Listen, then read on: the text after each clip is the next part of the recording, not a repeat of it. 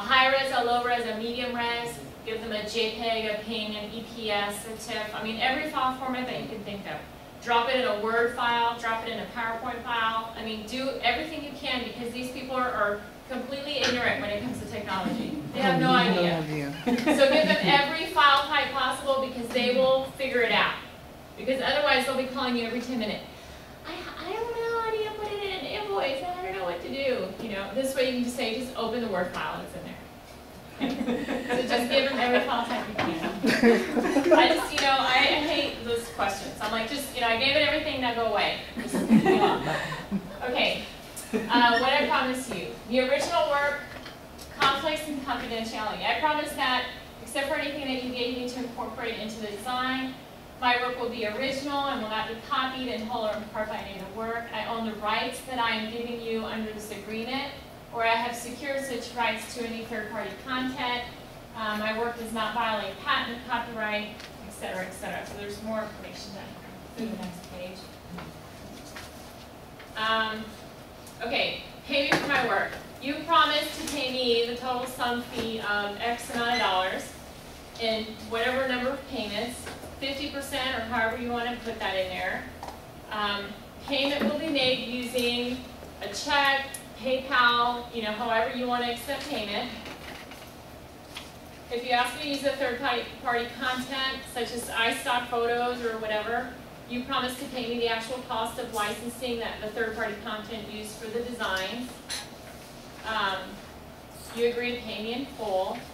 And then his little note here, you'll want to specifically state how payment will be made. For example, the client could use PayPal or money bookers or checks. You also want to state who will pay for the transactional cost for making the payment. So if they're using a credit card machine, you know, Amex charges them a fee to run credit cards or things like that. So pay me for extra work. This is where you would put your edits. You know, how do you want to handle making changes? And how do you want to handle updating the files after the fact?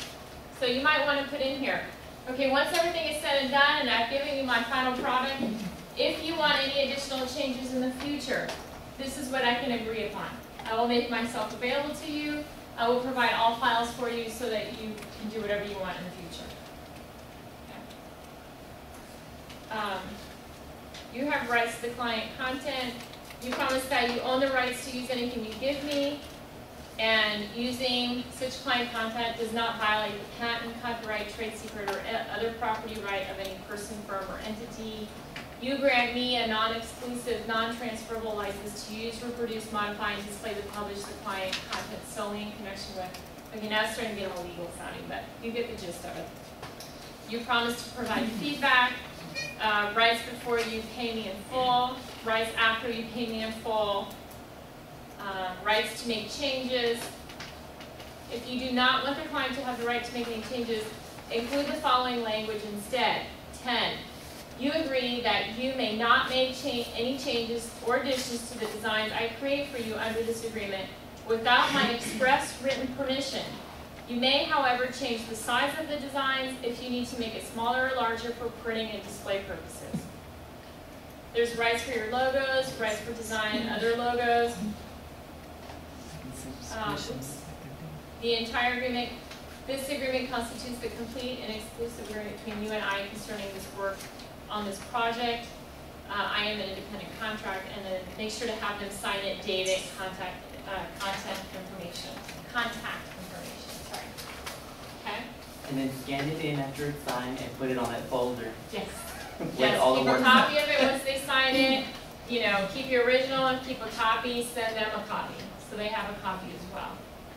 Okay. Have you ever had a design or a logo or an ad squished to fit the space like sometimes they do in publications?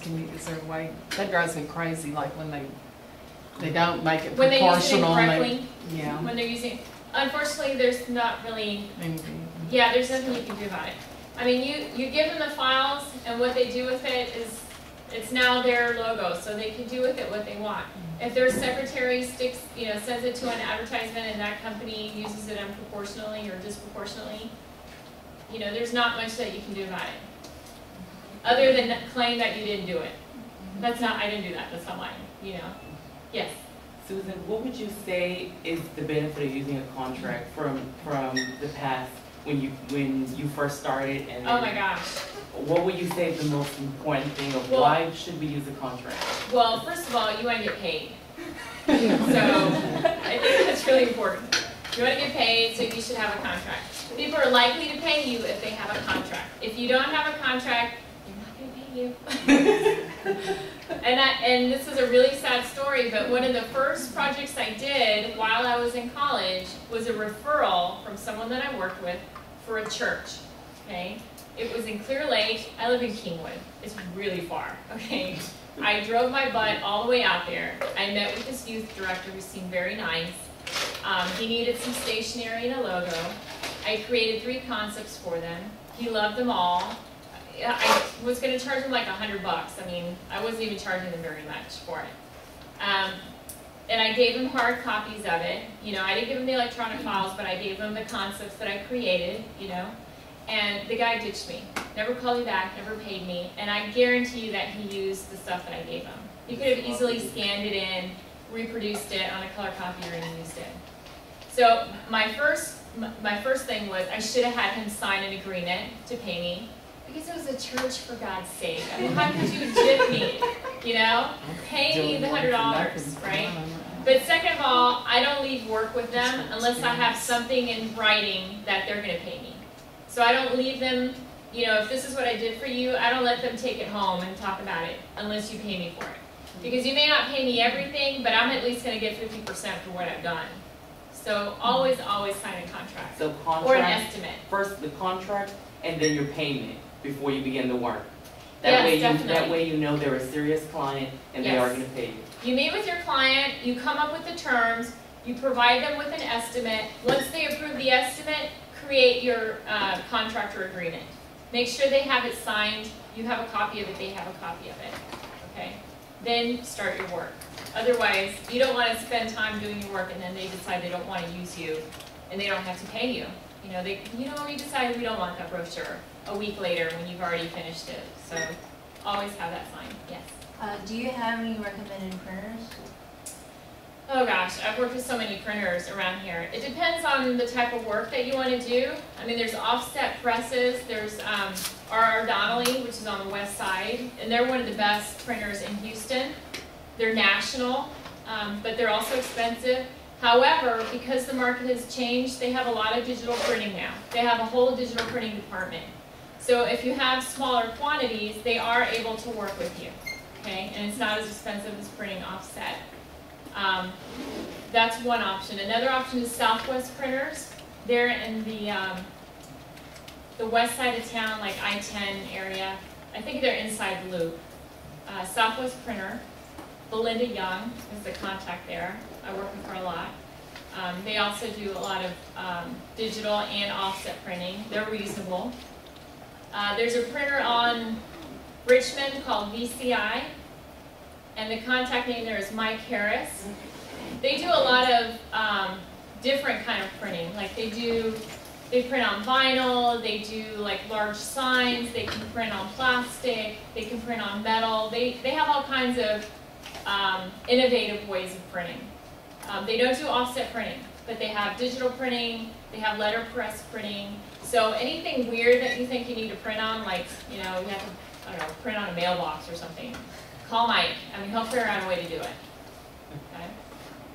So, what's a good way to get started? I mean, I'm in a gray area where I'm a good designer, but, you know, people want experience. I am volunteering to do a logo for our church that doesn't have a budget for advertising. Yeah. But, I mean, they already have their own ideas and colors, so it's hard to, Well, but I want to get something out there. Right.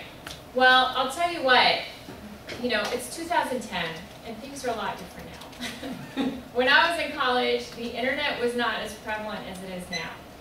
So I had to like do the legwork and the mouth work to get myself noticed and to get work. Okay. Now you have the internet, and there's sites like sologig.com and elance.com. There's also Craigslist. I mean, post yourself out there. Like, you know, I'm a graphic designer willing to do work for. I'll do your logo for $50. What was the one you said before, Craigslist? Elance. and SoloGig. Elance. okay. Elance.com and SoloGig. And I actually think this guy, CrowdSpring, I think this guy does the same thing on his site from what They I'm do. reading his bio.